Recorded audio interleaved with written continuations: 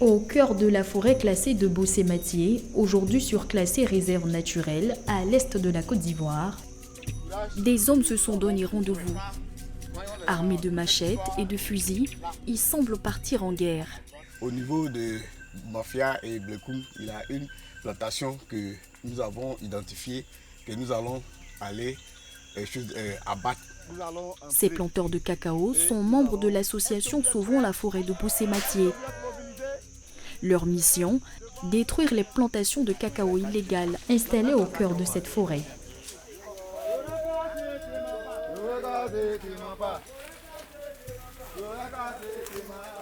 S'ils en sont arrivés là, c'est parce qu'ils n'acceptent plus de voir leur forêt disparaître. Aujourd'hui, il n'en reste qu'environ 10 000 hectares, loin des 23 000 hectares des années 1990. La faute à une exploitation abusive de cet écrin vert par les planteurs illégaux. Il se cache, puisqu'il ne coupe pas directement la forêt en bordure des voies qui traversent la forêt. Ils entrent au moins à 200 ou 100, 400 mètres et ils commencent à nettoyer et créer leur plantation. Alors pour sauver la forêt, ils n'ont d'autre moyen que ces actions coup de poing. Si ces hommes sont particulièrement déterminés, c'est parce que la déforestation nuit à leur propre plantation. Allez. Coupez.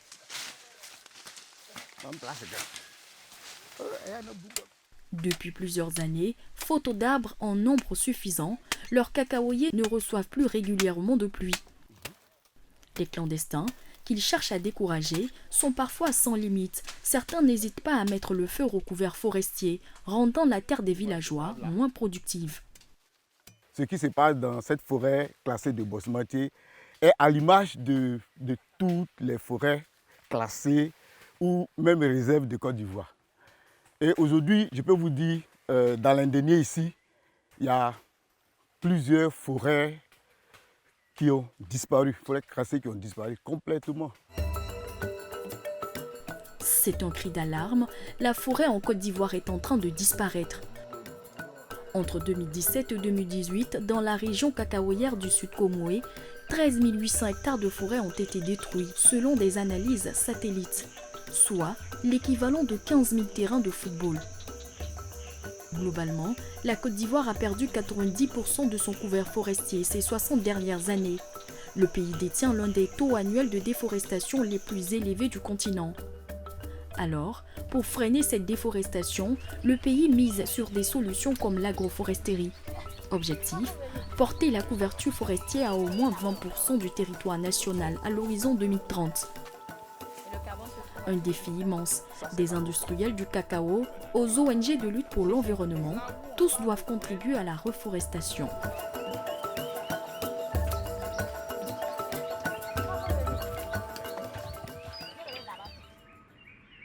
Village de Boka-Kokoré, à 100 km de la réserve naturelle de Bossé-Matié.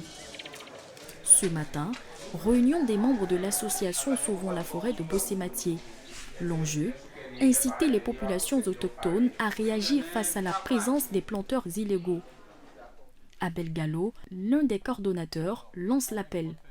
Vous n'avez pas encore pris la grande mesure de ce que quand ces plantations vont rentrer en production, vous ne serez plus en production parce que vos plantations sont vieilles. La pluviométrie aura changé. Ils vont tout vous prendre. Je l'ai dit et je le répète. Et le niveau de vie économique, les dépenses vont augmenter. Eux, ils seront capables d'acheter. Pour un hectare, ils pourront produire 800 à 1 tonne à l'hectare. Entre-temps, vous avez 200 kilos à l'hectare. Nous, notre combat, c'est d'amener cette population à comprendre que cultiver du cacao, ce n'est pas dans la forêt classée. Et d'ailleurs, cultiver du cacao dans la forêt classée, ça pénalise l'État de Côte d'Ivoire. Les gens ne savent pas, mais les institutions, les consommateurs ne veulent plus acheter du cacao qui est fait dans les forêts classées. L'association ne se limite pas à des actions coup de poing, elle sensibilise aussi les planteurs sur les bonnes pratiques agricoles, afin d'augmenter leur rendement. Car si certains planteurs font le choix de cultiver illégalement dans les zones classées, c'est parce qu'ils ne parviennent plus à tirer profit de leurs plantations existantes. Ils se tournent alors vers la forêt. L'association s'appuie sur certains organismes internationaux comme le CIRAD, le Centre de coopération internationale en recherche agronomique pour le développement. Monsieur Abadina, comment ça va? Ça va bien, papa. Merci. Monsieur Lopez, vous le connaissez. Merci. Donc on est venu visiter votre plantation parce qu'on était surpris sur les papiers, on trouve des rendements assez faibles. François Ruff est économiste. Sa mission, faire en sorte que les planteurs ne délaissent pas leurs plantations actuelles pour aller dans les forêts protégées. Pour cela, il veut rendre les parcelles plus attractives en développant les cultures vivrières. En faisant l'hypothèse raisonnable qu'on va arriver à sauver cette forêt, il va falloir produire le vivrier autour. Donc comment on fait? Donc là on commençait à en parler. Les plantations sont vieilles, il faut les régénérer. Qu'est-ce que vous pensez d'un début de recépage ou de régénération par demi-hectare? Celui qui a 6 hectares, il peut le faire. Ça va lui prendre 12 ans. Pendant 12 à 15 ans, il va avoir une production vivrière. Alors, comme souvent, quand un chercheur a une idée, les planteurs y ont pensé avant. Donc la réponse de notre ami, c'est de dire, ben ouais, il y en a qui ont déjà commencé. Donc il faut qu'on aille voir ceux qui ont commencé pour voir vraiment comment ils ont fait et puis à faire des propositions avec les talents techniques qu'on a dans l'équipe. Le vivrier comme nouvelle source de revenus pour les planteurs et comme rempart à la déforestation. Localité d'Agboville, au sud-est de la Côte d'Ivoire. Yao Kwasi est producteur de cacao. Ces dernières années, il a vu ses récoltes baisser de moitié à cause de très faibles précipitations. On a vu que les cacaoyers pouvaient tomber facilement parce qu'il y a un manque de pluie. Maintenant, du coup, quand la pluie arrive, vous allez voir que tellement ils ont encaissé le soleil, et puis les racines pourrissent et puis ça tombe. Chaque année, avec ces pertes-là, on peut, si tu as au moins une tonne, tu vas voir que ça va te descendre à moins d'1 tonne maintenant. Donc vraiment, c'est une perte pour nous. Pour accroître sa production, Yao Kwasi a opté pour l'agroforesterie, une technique qui consiste à planter des arbres sur une parcelle agricole. En grandissant, ces arbres favorisent la pluviométrie sur les cultures et fournissent l'ombrage nécessaire à la cacaoculture. Il y a 2 bois qui sont là, collés, je ne les ai pas détruits.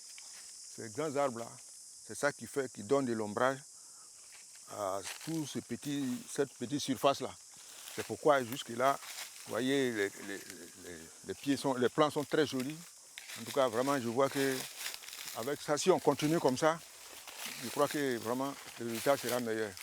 Voilà. Réconcilier l'agriculture avec la forêt, c'est tout l'objectif de l'agroforesterie. Pour y parvenir, Yao Kwasi a bénéficié de l'accompagnement d'Agromap, une entreprise spécialisée en projets environnementaux. Elle opère à Agboville et sur 158 autres sites dans le pays. Nous tous, on sait pourquoi est-ce qu'il faut planter. On sait que c'est parce qu'il n'y a plus de pluie, parce qu'il n'y a plus ci, il n'y a plus ça. Il y a certains producteurs... Les saisons sont perturbées. Voilà, les saisons sont perturbées. Voilà. Et pour ramener, on nous dit que pour ramener, il faut la pluie. Et il y a certains producteurs qui acceptent de faire l'agroforesterie à base de cacao. Il y en a qui n'acceptent pas forcément. Et qu'est-ce qu'on leur dit? Ils peuvent avoir une forêt privée. Et si tu as une forêt privée qui est tout autour de ta culture, la pluie qu'on recherche, c'est pas seulement dans ta forêt que ça va descendre, ça va descendre aussi dans ta cacaoculture. Donc c'est ça en fait le but. Le but c'est de ramener la pluie, c'est de ramener les saisons et tout ça. Agromap met à la disposition des planteurs des plants d'arbres forestiers tels que le fraqué, le framiré, mais aussi des plants d'arbres légumiers ou fruitiers. Pour ce faire, l'entreprise a développé des pépinières comme celle-ci au village d'Adomokro. C'est ici que germent les plants et que poussent les forêts de demain. Félicité Dagri dirige l'équipe de pépiniéristes, regroupée au sein d'une coopérative. Toutes ces femmes sont mises à contribution par l'entreprise Agromap pour approvisionner l'ensemble des sites villageois. On fait le remplissage des sachets, classés. On classe et puis on met les semences dedans. Et puis après, on fait le désherbage. Pour ce travail, ces femmes facturent à Agromap 20 francs CFA par sachet de plants d'arbres remplis, soit 800 francs pour 40 plants d'arbres nécessaires sur 1 hectare. Sur chaque site d'Agromap, la coopérative gagne en moyenne 1 600 000 francs CFA. Des revenus additionnels importants pour ces femmes agricultrices. elles ne sont pas les seules à gagner de l'argent, car les plants achetés à 20 francs CFA par Agromap sont revendus au prix de 250 francs CFA à ses clients. Un système gagnant-gagnant, aussi bien pour Agromap que pour les planteurs. Les arbres qu'on va planter apportent de l'azote. Et donc le producteur n'est plus obligé d'aller payer des produits phytosanitaires, de l'engrais pour venir encore injecter, parce que c'est le rendement. Déjà, le rendement est faible, et donc l'agroforesterie va lui permettre de pouvoir avoir ce gain. L'agroforesterie aurait donc plusieurs bénéfices. Meilleure fertilisation des sols, meilleur rendement pour l'agriculteur. Comme une première réponse à la déforestation en Côte d'Ivoire. Reste encore à convaincre les producteurs d'y adhérer en nombre.